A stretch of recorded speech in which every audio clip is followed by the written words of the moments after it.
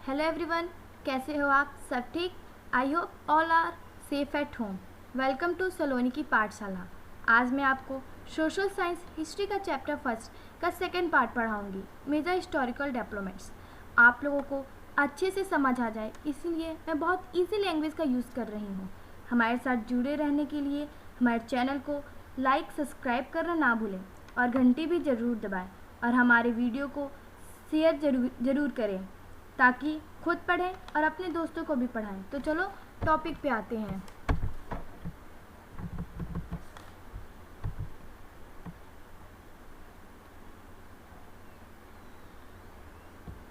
Chapter का name है the मेडीवल world. इसका हम लोगों ने फर्स्ट टॉपिक पढ़ लिया था। अब हम लोग पढ़ेंगे second topic, major historical developments. Second topic पढ़ने से पहले जो हम लोगों ने कल पढ़ा था उसको थोड़ा रिवाइज कर लेते हैं। हम लोगों ने पढ़ा था कि मेडीवल पीरियड कहाँ से स्टार्ट हुआ था, उसकी स्ट्रेच कहाँ से कहाँ तक है। तो मेडीवल पीरियड की बिगनिंग हुई थी तुम्हारी 8th सेंचुरी से और एंड हुआ है 18th सेंचुरी तक। ओके। और मेडीवल पीरियड को डिवाइड किया गया है 2 पार्ट्स में, अर्ली मेडीवल पीरियड में और लेट मेडीवल पीरियड में। ओके। और हम लोगों ने पढ़ा था कि हमारे इंडिया के कितने सारे नेम्स हैं। कॉमनली हम लोग 3 नेम से जानते हैं इंडिया को, भारत, इंडिया और हिंदुस्तान। ओके। और जब एंशियन पीरियड्स में 2 नामों से ज़्यादातर भारत को जाना जाता था, भारतवर्षा एंड जम्बूद्वीपा। ओके। और हम लोगों ने पढ़ा था कि Mughal empire, the founder of Mughal empire कौन है? तो वह है Babur. The founder of Mughal empire कौन है? बाबर। और हम लोगों ने पढ़ा था कि इंडिया वर्ड कहाँ से आया था? इंडिया वर्ड आया था सिंधु रिवर से। ओके। कैसे? जो सिंधु वर्ड है उसे संस्कृत में हिंदू बोला जाता था, सॉरी सिंधु बोला जाता था, और उसे ओल्ड पर्शिया में हिंदू बोला जाता था। फिर उसे फ्रेंच में आया तो उसे प्रोनाउंस किया गया एंडी में। फिर जब वो इंग्लिश में आया तो इंडिया हो गया। ओके। तो अब हम लोग पढ़ेंगे मेजर हिस्टोरिकल डेवलपमेंट्स। पहले टॉपिक का मीन समझ लेते हैं। मेजर हिस्टोरिकल डेवलपमेंट्स है क्या? मेजर हिस्टोरिकल डेवलपमेंट्स मीन्स जब हिस्ट्री में जो डेवलपमेंट्स हुए थे, हिस्टोरिकल डेवलपमेंट्स जो हिस्ट्री में डेवलप्ड हुआ था उसके बारे में हम लोग पढ़ेंगे। तो आगे पढ़ते हैं। The medieval period in India is categorised by some important developments. जो मेडीवल पीरियड है इंडिया में उसे बहुत सारे इम्पॉर्टेंट डेवलपमेंट्स में बांटा गया है। अब किस किस में, तो वो पढ़ते हैं। The comings of the Muslim, जब मुस्लिम आए तो क्या हुआ? The comings of the Muslim led to the growth of a mixed culture. जब मुस्लिम आए तो मिक्स्ड कल्चर का बहुत ग्रोथ हुआ। वो कैसे? मिक्स्ड कल्चर मीन्स होता है जब हिंदूज तो पहले से थे, जब मुस्लिम भी आए तो दोनों मिक्स हो गए तो एक मिक्स्ड कल्चर हो गया और उसका बहुत ग्रोथ हुआ। There was interaction between north and south India and between the Hindus and the Muslim. Interaction का मीन्स होता है बातचीत। ओके। तो नॉर्थ एंड साउथ इंडिया के बीच और हिंदूज और मुस्लिम के बीच बातचीत हुई। The culture exchanges led to the growth of a culture that was above regional and caste differences. जब कल्चर एक्सचेंज हुआ, जब कल्चर का आदान प्रदान हुआ तो एक न्यू कल्चर का ग्रोथ हुआ। अब कौन? जो रिलीजनल से ऊपर था और कास्ट डिफरेंसेस से ऊपर था, मतलब धर्म से ऊपर था और कास्ट के डिफरेंसेस से भी ऊपर था। वो कौन सा कल्चर था? वो इंडियन कल्चर था। ओके।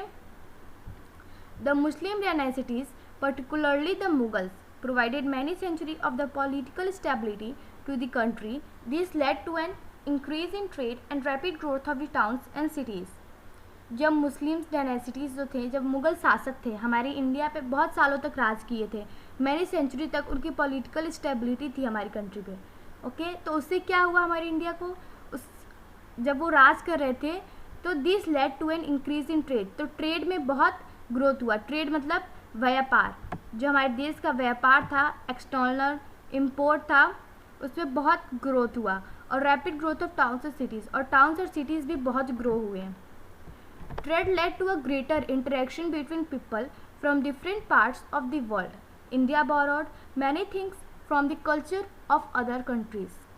जब ट्रेड हुआ मतलब जो व्यापार है वो बहुत बड़ा, मतलब बातचीत के जो ट्रेड है वो एक बातचीत का जरिया बना और वो अलग अलग देश के भागों में फैल गया। Okay, India borrowed many things from the culture of other country, और जो इंडिया था वो दूसरी के कंट्री के कल्चर से बहुत सारी चीज़ें लाया, मतलब दूसरी कंट्री जैसे अमेरिका के कल्चर से बहुत चीज़ें लाया वहाँ से। Okay, during the medieval period Islam spread in India. अब मेडीवल पीरियड में शासक कौन थे? मुस्लिम्स थे, तो वहाँ जो इस्लाम था वो बहुत इंडिया में स्प्रेड हुआ, बहुत फैला। The bhakti and Sufi movements spread the message of diversion to God and kindness toward all human beings. जो भक्ति और सूफी मूवमेंट्स थे वो किसका मैसेज स्प्रेड कर रहे थे? डाइवर्शन टू गॉड, मतलब भक्ति भाव का मैसेज गॉड की ओर से स्प्रेड कर रहे थे। And kindness toward all human beings, और हर ह्यूमन बींग्स की काइंडनेस से बिहेव करो, अच्छे से बिहेव करो हर ह्यूमन बींग से, इसका मैसेज स्प्रेड कर रहे थे। You will learn more about this two movements in lesson 9। हम लोग लेसन 9 में इस मूवमेंट्स के बारे में बहुत पढ़ेंगे अब लेसन 9 में पर। अब अगला टॉपिक है sources. Like the ancient period, information on the medieval period is derived from archaeological और literature source. Like the ancient periods मतलब पुराने ज़माने के जैसे information on the medieval periods is derived from the archaeological and literature source. Derived का मतलब होता है निकाला गया। ओके, ड्राइव्ड का मतलब क्या होता है? निकाला गया। तो इन्फॉर्मेशन जो है मेडीवल वर्ल्ड से निकाला गया, वो किस पे लिखा गया, कहाँ से निकाला गया, किसके जरिए से निकाला गया? आर्कियोलॉजिकल एंड लिटरेचर सोर्स से निकाला गया। अब वो कैसे? आर्कियोलॉजिकल एंड लिटरेचर होता क्या है वो हम लोग आगे पढ़ेंगे। There is an evidence of sources for this period. Evidence मतलब होता है ढेर सारा, एविडेंस मतलब होता है ढेर सारा। तो there is an evidence of sources for this period मतलब जो इस पीरियड के मतलब जो मेडीवल पीरियड का बहुत सारे सोर्सेज हैं जो हम लोग को प्राप्त हुए हैं। The books written during this periods are available to us. जो उस पीरियड में बुक्स रिटन हुए थे, लिखे गए थे, वो हम लोग के पास अवेलेबल है बिकॉज इंटरनेट की वजह से। अब इंटरनेट पे जो भी बुक्स आप सर्च करोगे वो मिल जाएगा, जैसे मेडीवल पीरियड्स की बुक्स तो वो आ जाएंगी, तो बहुत ईजिली अवेलेबल है। And the monuments that were constructed still stand, और जो मॉन्यूमेंट्स उस ज़माने में कंस्ट्रक्ट किए गए थे, बनाए गए थे, वो अभी भी स्टैंड है। That is why we know much more about the medieval period than the ancient times. इसी वजह से हम लोग को ज़्यादा जानकारी है मेडीवल पीरियड के बारे में पहले के ज़माने से। अब हम लोग पढ़ेंगे archaeological sources. Okay, archaeological sources include temple, palaces, mosque, fort, tombs, coins, inscriptions, utensils, tool, weapons, ornaments and paintings। पहले इसमें से कुछ वर्ड्स का मीनिंग जान लेते हैं। टॉम्ब्स का मतलब होता है कब्र। ओके, यूटेंसिल्स का मतलब होता है बर्तन। वेपन्स का मतलब होता है हथियार। ऑर्नामेंट्स का मतलब होता है गहने, और सबका आपको पता ही होगा। तो आर्कियोलॉजिकल जो सोर्स हैं वो क्या इंक्लूड करते हैं? टेम्पल्स इंक्लूड करते हैं, पैलेसेस महल्स इंक्लूड करते हैं, मॉस्क्यूज इंक्लूड करते हैं, फोर्ट्स इंक्लूड करते हैं, टॉम्ब्स मतलब कब्र इंक्लूड करते हैं, कॉइन्स करते हैं, इंस्क्रिप्शंस करते हैं। इंस्क्रिप्शंस मतलब होता है शिलालेख, जो लिखा जाता है, शिलालेख मतलब टेम्पल्स पे जो लिखते हैं उन सबको शिलालेख कहते हैं।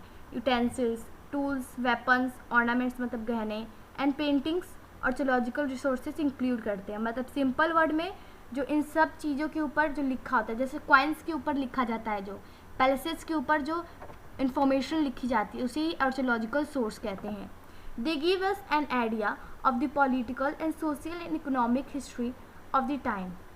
मतलब ये हम लोग को उस समय की पॉलिटिकल मतलब कैसी राजनीति थी उस समय, कैसे सोशल था मतलब कैसा समाज था, कैसा इकोनॉमिक मतलब कैसा इनकम था उस ज़माने में, हिस्ट्री कैसा था उस टाइम का, मतलब पूरा इन्फॉर्मेशन देती है आर्कियोलॉजिकल सोर्स से हमें प्राप्त होता है। Many rulers particularly in south, बहुत सारे रूलर्स ज़्यादातर जो साउथ थे, इंडिया इनकरेज्ड टेम्पल बिल्डिंग्स।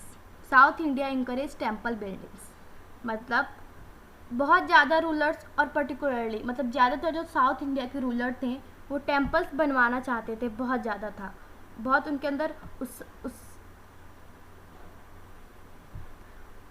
बहुत उनके अंदर ज़्यादा उत्सुकता थी टेम्पल्स बनवाने में, इसलिए वो बहुत ज़्यादातर टेम्पल्स बनवाते थे, वो बहुत इनकरेज करते थे टेम्पल्स बनवाने में।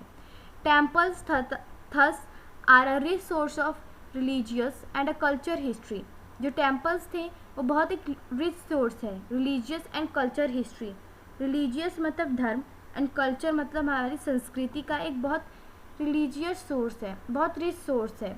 हिस्ट्री के बारे में बताता है टेम्पल्स कि उस समय कैसा रिलीजियन था। जैसे कि अगर सिंपल सा वर्ड है कि जैसे टेम्पल हुआ तो समझो वहाँ बहुत हिंदूज होंगे, मॉस्जिद हुआ तो वहाँ बहुत मुस्लिम्स होंगे, तो उससे हम लोग को धर्म को पता चल जाता है और संस्कृति के बारे में भी पता चलता है। Because of the by the source of paintings we know about the culture of that periods. Okay, paintings are an another valuable source. अभी मैंने बोला पेंटिंग्स एक बहुत वैल्यूबल सोर्स है, मतलब बहुत एक रिच सोर्स है उस जमाने के इंफॉर्मेशन के बारे में। As they tell us about the customs, food habitat, dress, jewellery of the periods, क्योंकि वो उस पीरियड के कस्टम्स मतलब कस्टम के मतलब पेंटिंग्स हमें उस समय के कस्टम के बारे में, फूड हैबिटेट कैसा खान पान था उनका, ड्रेस के बारे में और ज्वेलरी के कैसे ज्वेलरी पहनते थे वो उनकी इन्फॉर्मेशन देते हैं। क्या हमें पेंटिंग से हमें उस पीरियड की इन्फॉर्मेशन प्राप्त होती है। Coins are very important for the study of the medieval world. जो कॉइन्स है बहुत इंपॉर्टेंट है मेडिवल वर्ल्ड की स्टडी के लिए। Okay, they give us dates of important political events, क्योंकि पहले के राजा जो थे, कॉइन्स से हम लोग को कैसे मेडिवल पीरियड के बारे में पता चलेगा, बिकॉज एक कॉइन्स है उस पर वहाँ के जो शासक थे उनका साइन होता है, तो हमको पता चल जाएगा।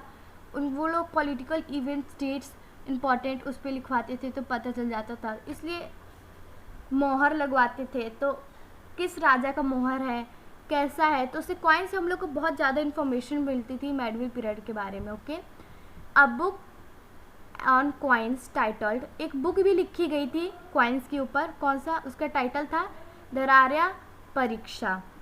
ओके, उस बुक का टाइटल जो था उसका था दरारिया परीक्षा, एन एग्जामिनेशन ऑफ कॉइन्स। दरारिया मतलब होता है एक टाइटल था, नाम था, एक मतलब टाइटल था। परीक्षा तो आप लोग को पता ही होगा, an examination of the coins मतलब कॉइन्स की परीक्षा। Was written during the reign of Alauddin Khalji. ये बुक किसके रीजन में लिखी गई थी, अलउद्दीन खलजी के रीजन में ये बुक्स लिखी गई थी। It leads the coins minted during the regions of the sultan. Minted मतलब ढाला गया, कॉइन्स बहुत सारे बने इनके रीजन में, सुल्तान के रीजन में।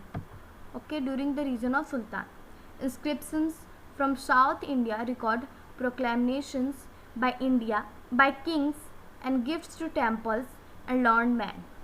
इसका मीनिंग हुआ इंस्क्रिप्शंस, मैंने बताया था आपको शिलालेख।